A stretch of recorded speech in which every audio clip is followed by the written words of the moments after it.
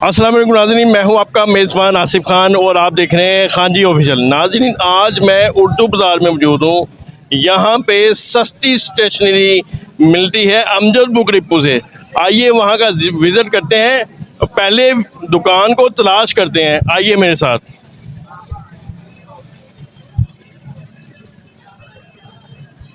अ,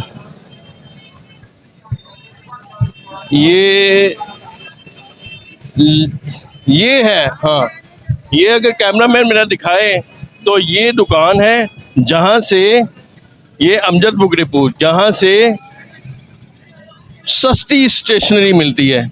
आइए दुकान का विज़िट करते हैं और आपको दिखाते हैं कौन कौन सी आइटमें हैं, कौन कौन सी चीज़ें हैं जो आपको सस्ते दामों में मिलती हैं। आइए जी।